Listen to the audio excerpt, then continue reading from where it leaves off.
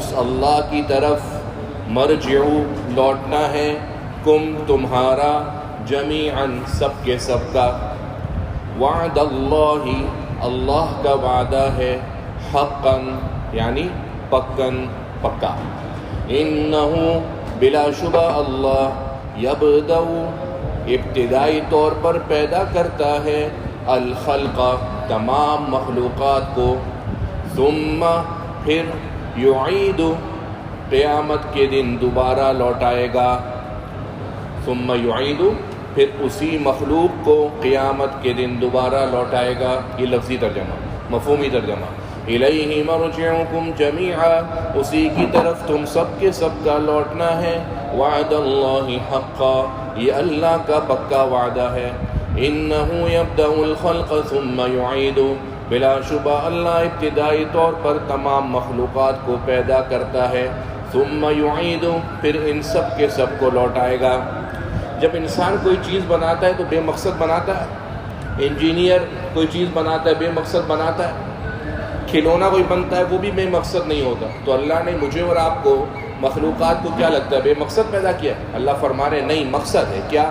لی معنی تاکہ، لی معنی تاکہ، یجزیہ اللہ بدلہ دے، الذین آمنوا ان لوگوں کو جو ایمان لائے، وعملوا الصالحات اور ان کو جنہوں نے نیکی کے کام کیے، کیا بدلہ دے؟ بالقسط انصاف کا، کس کا؟ یعنی جو اعمال ایمان اور نیکی کے کیے ہیں اس کا ٹھیک ٹھیک مکمل انصاف کے ساتھ بدلہ دے۔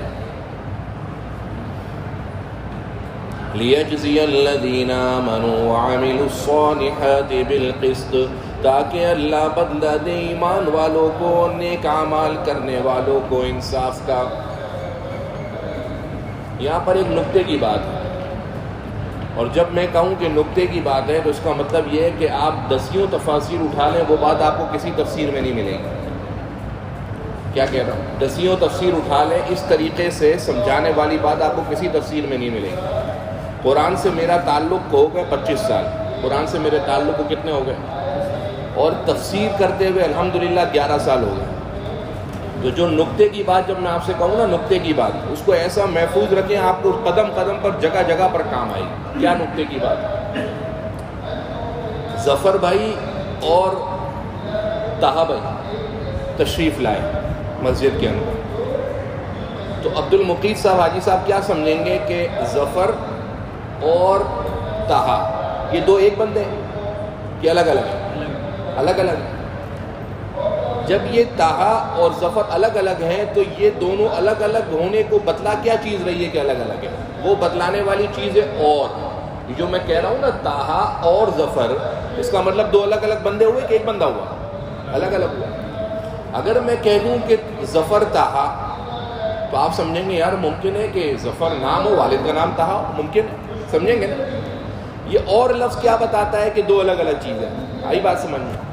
اب قرآن دیکھیں، اللہ فرماتے لیجزی الذین آمنوا، تاکہ اللہ بدلہ دے ایمان ان لوگوں کو جو ایمان لائے، وا کا معنی اور، عملوا الصالحات جنہوں نے نیکی کے کام کیے۔ معلوم یہ ہوا کہ نکتے کی بات یہ ہے کہ ایمان الگ چیز ہے اور نیک اعمال الگ چیز ہے۔ اب آپ کو اگر کوئی بولے کہ یار یہ عجیب قسم کے مسلمان ہے اور نماز نہیں پڑھتا، آپ بولو گے بھائی ہم نے دراست کا کورس کیا ہوا ہے، ہمیں پتہ ہے ایمان الگ چیز ہے اور نیک اعمال الگ چیز ہے، بولیں گے کہ نہیں بولیں گے؟ اس کا فائدہ آپ کو کہاں سیکھنے کو ملے گا؟ مسلمان ہے اور چوری کرتا ہے، مسلمان ہے اور ناپ تول میں کمی کرتا ہے، اس سے اچھا تو کافر ہے۔ ہم لوگ بولتے ہیں نا اپنی زندگیوں میں یہ بات کہ کافر کو دیکھو ایسا وقت پر آتا ہے، پوری ملازمت کرتا ہے، مکمل وقت دیتا ہے، اور یہ مسلمان عجیب نکما ایمان ہے اور الٹی سیدھی حرکتیں کرتا ہے۔ اب جب آپ کو یہ بولیں گے نا، آپ اس کو بولیں گے محترم ایمان الگ چیز ہے، نیک اعمال الگ چیز ہے۔ اللہ جنت کے اندر ایمان والے کو اور نیک اعمال والے کو پہلے داخل کر دے گا، اور جس نے نیک اعمال نہیں کیے لیکن صرف ایمان ہوا اس کو بھی آخر میں کہیں نہ کہیں جنت میں داخل کر دے گا۔ یہ کافر جو ہیں جہنم کے اندر مسلمانوں کو تانا ماریں گے. کیا ماریں گے؟ بولیں گے ہم کافر ہیں. ساتھ میں ادھر آ جائیں، ادھر آ جائیں. تو یہ کافر جو ہیں وہ جہنم کے اندر مسلمانوں کو تانا ماریں گے، بولیں گے ہم نے پوری زندگی کفر کیا، ہم بھی جہنم میں، اور یہ تم مسلمان ہو کر تم بھی جہنم میں، تو ہمارا اور تمہارا فائدہ کیا؟ تو مسلمان کو عجیب لگے گا کہ یار واقعی یہ تو کافر بھی جہنم میں ہے، میں بھی جہنم میں، یہ کیا بات ہوئی؟ تو یہ جو مسلمان گنہگار ہے یہ جہنم کے داروغے یعنی چوکیدار کو بولے گا کہ دیکھو یہ ہمیں تانا مار رہے ہیں یہ والا. تو جہنم کا چوکیدار جبرائیل علیہ السلام سے یہ بات کرے گا کہ کافر بھی جہنم میں، ایمان والا بھی جہنم میں. تو یہ جو حضرت جبرائیل علیہ السلام یہ بات جا کر اللہ جل جلالہ کو بتائیں گے.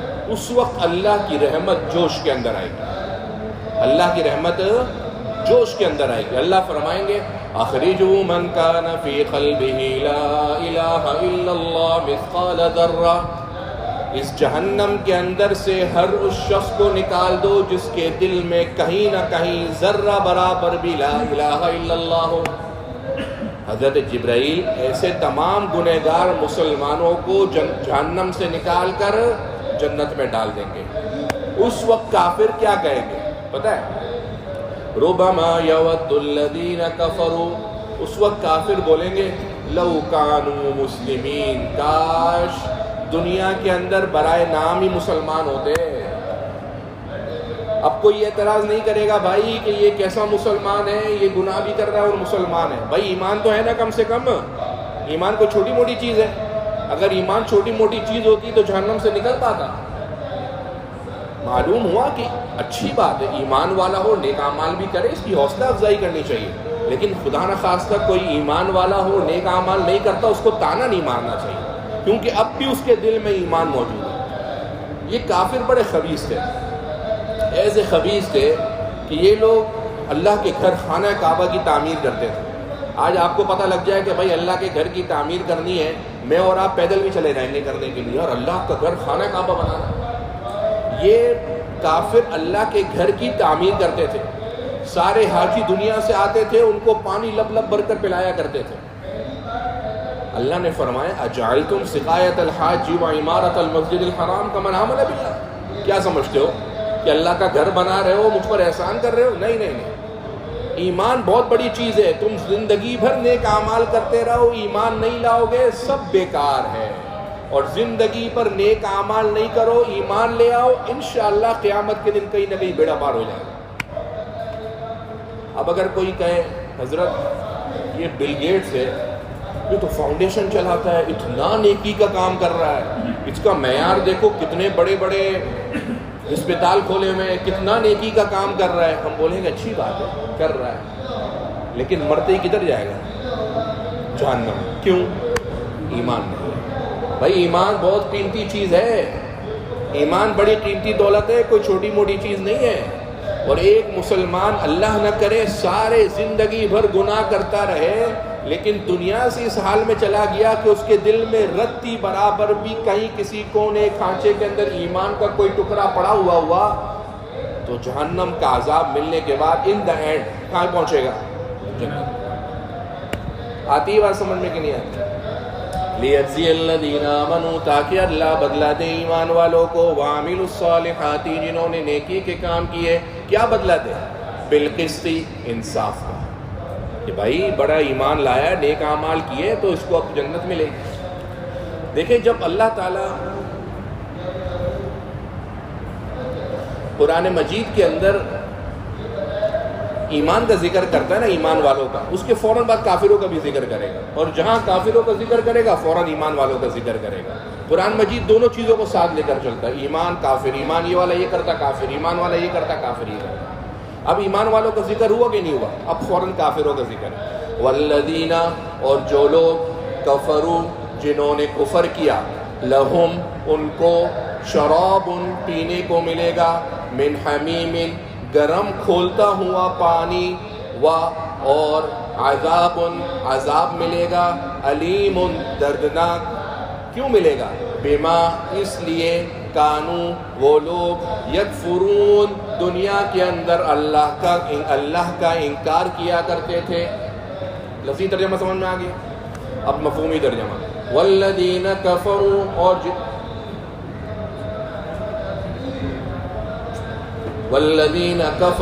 اور جنہوں نے اللہ کا انکار کیا، لہم شراب من حمیم، ان کو ملے گا پینے کے لیے گرم کھولتا ہوا پانی. حمیم گرم کھولتا ہوا پانی. یہ قرآن میں دوسری جگہ پر آیا، ایسا گرم کھولتا ہوا پانی پیٹ میں جائے گا آنتوں کو جلا دے گا.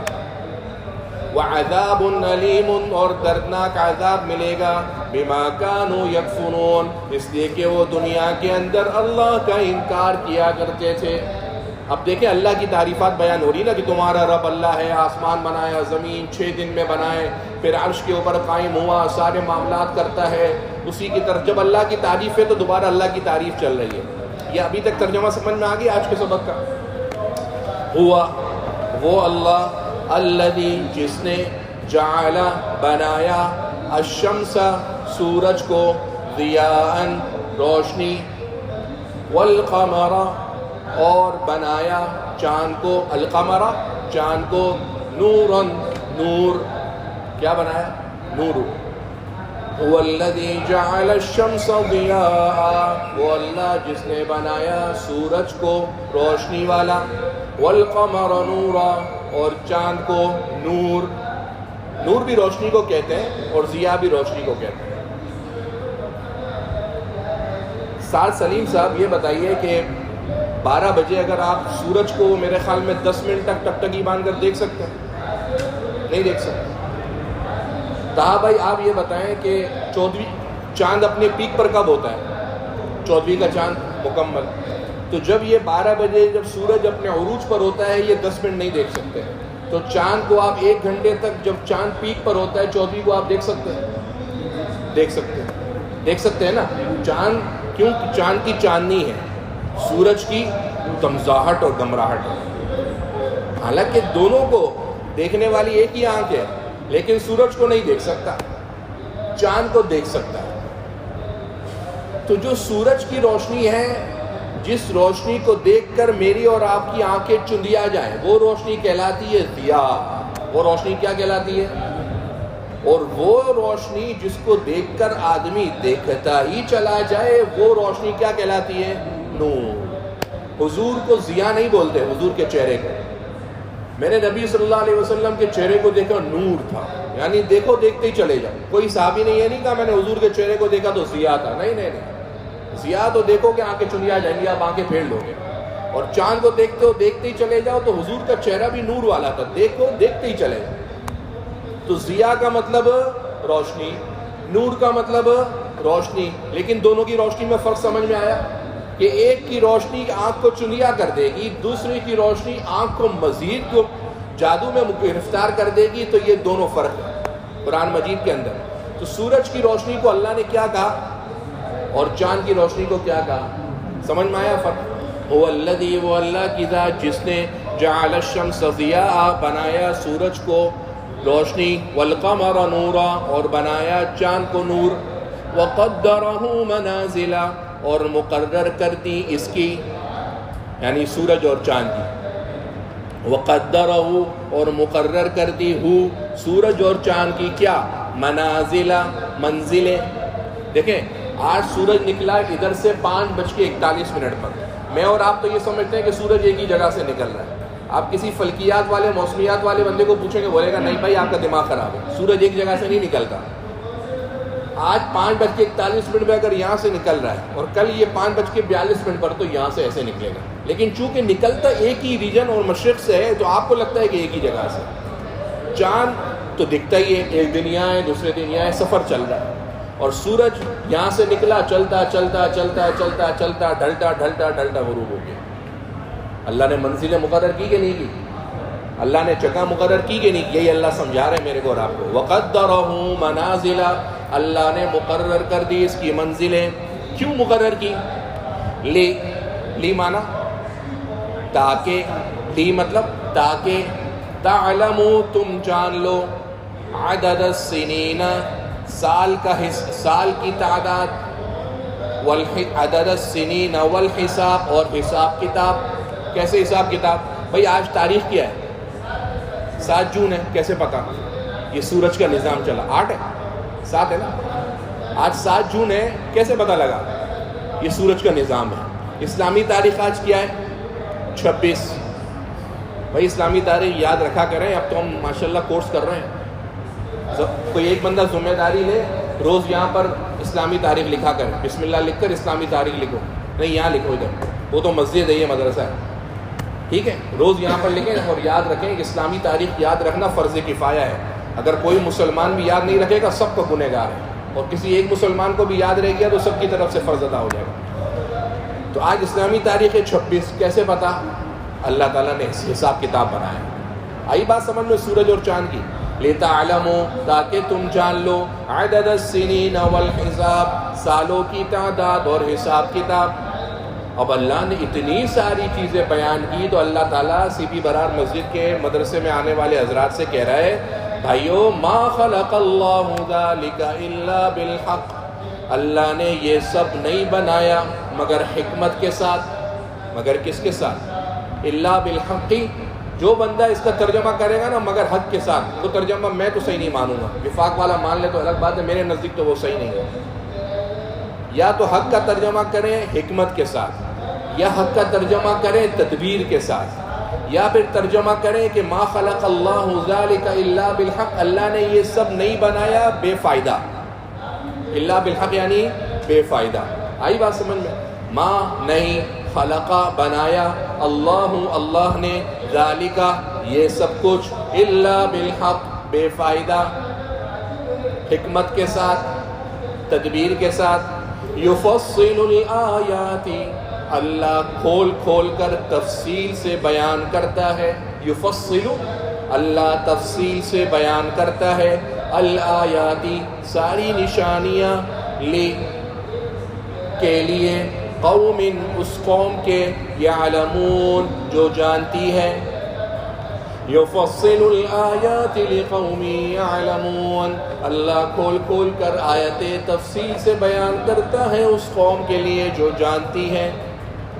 آج تک کا ترجمہ سب سمجھ میں آیا؟ تو چند دن ہے آپ کے، آج تیسرا دن ہے ہمارے کو، بدھ جمعرات چوتھا دن ہے، اب تو ہماری مہمان نوازی بھی ختم ہو گئی۔ مہمان کتنے دن تک مہمان ہوتا ہے؟ 3 دن، لیکن پھر بھی ہم اچھی مہمان نوازی کر رہے ہیں کہ مزید اس طریقے سے پڑھا رہے ہیں۔ بس شروع کے دن ہے، اس کے بعد تو پھر آپ نے اور میں نے بھاگنا ہے، کیونکہ 10 بارے ہیں ہمارے پاس۔ تو شروع کے دن تھوڑی اچھی گرفت رکھ لیں، چھوٹی چھوٹی باتیں، ثم، لی، انا، انا، تھوڑے تھوڑے ترجمے سمجھ لیں، رات کو محنت کریں، دن میں محنت کریں، آگے کا پڑھ کر آئیں، پیچھے کی مل کر تکرار کر لیں۔ مغرب کے بعد بھائی سب 7-5 ساتھی بیٹھ گئے، یار چلو استاد جی نے پڑھایا تھا مل کر پڑھ لیتے۔ عشاء کے بعد 6-8 ساتھی مل کر بیٹھ کے پڑھ لیتے۔ تو فائدہ یہ ہوگا کہ جب آگے جب بھاگم بھاگ کریں گے تو اس صورت کے اندر بولیں گے کہ یار استاد جی یار اتنا تیزی سے بھگاتا چاہ رہا ہے، مجھے سمجھ میں ہی نہیں آ رہا۔ اس وقت بھگانے کے علاوہ کوئی حل نہیں ہوگا، کیونکہ 10 پارے ہیں ہمارے پاس، تفصیل سے اس کو ہم زیادہ کر نہیں سکتے۔ یفصل الآیات، اللہ آیتیں کھول کھول کر تفصیل سے بیان کرتا ہے، لقوم، اس قوم کے لیے، یعلمون جو جانتی ہے۔ ان بلا شبہ، فی اختلافی، آنے جانے میں، فی اختلافی، یار زور سے تو بولو پتہ تو لگے زندہ ہو۔ فی اختلافی، آنے جانے میں، اللیل والنہار، دن اور رات کے، وما خلق اللہ، اور جو کچھ اللہ نے بنایا، فی السماوات، آسمانوں میں، والارض، اور زمین میں، لآیات، نشانیاں ہیں، لقوم، اس قوم کے لیے، یتقون، جو اللہ سے ڈرتی ہے۔ مفہومی ترجمہ، ان فی اختلاف اللیل والنہار، بلا شبہ دن اور رات کے آنے جانے میں، وما خلق اللہ فی السماوات والارض، اور جو کچھ اللہ نے آسمانوں اور زمین میں بنایا، لآیات لقوم یتقون، نشانیاں ہیں اس قوم کے لیے جو اللہ سے ڈرتی ہے۔ کیا نشانی ہے دن اور رات کے آنے جانے میں؟ رات کو آتی ہے تو فطرت کا تقاضا یہ ہے کہ تھکن سوار ہو جاتی ہے، یار اب سونا ہے۔ اگر کسی کو تھکن نہ ہوتی ہے اور رات بھر جاگتا ہے تو اس کا مطلب وہ فطرت سے اگینسٹ جا رہا ہے، فطرت کے مخالف سمت پہ جا رہا ہے، ہوا یوں چل رہی ہے وہ ایسے جا رہا ہے۔ اور دن کے اندر کیا ہے؟ وَجَعَلْنَا النَّهَارَ مَعَاشًا، ہم نے دن کو بنایا اس میں کام کرو، پڑھو یہ کرو۔ اور رات میں کس لیے بنایا؟ رات کو اس لیے بنایا سو جاؤ، رات کو بس ویسے بھی حضور صلی اللہ علیہ وسلم نے عشاء کے بعد بلا ضرورت جاگنے کو منع فرمایا. عشاء کے بعد سو جاؤ, دن بھر پھر کام کرو.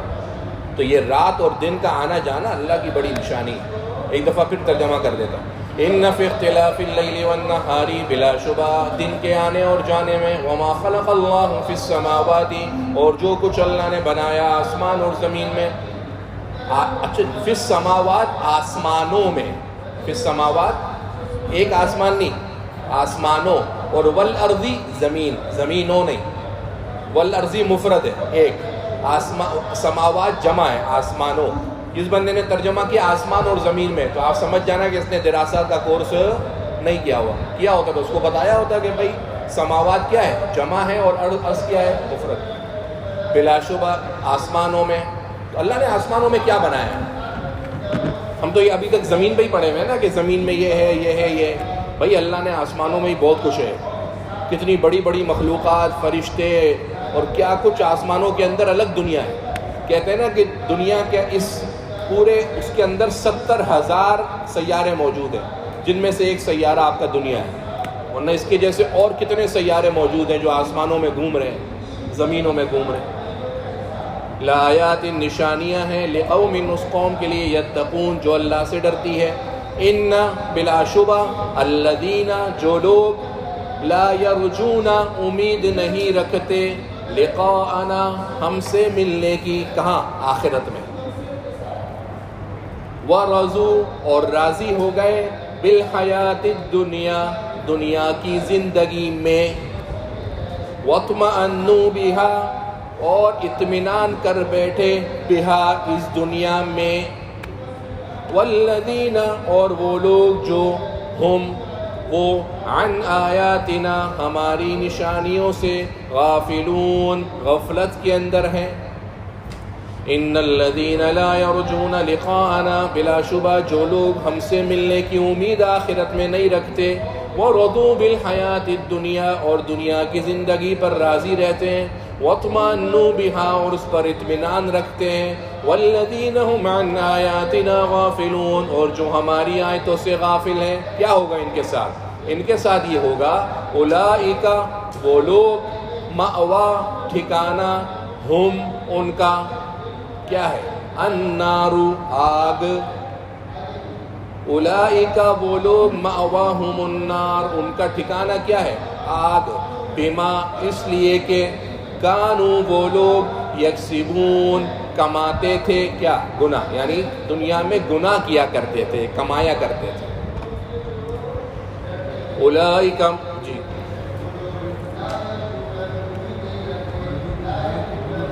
ان الذین لا یرجون لقاءنا, بلا شبہ جو لوگ ہم سے آخرت میں ملاقات کی امید نہیں رکھتے. ورضوا بالحیات الدنیا, اور دنیاوی زندگی میں راضی رہے.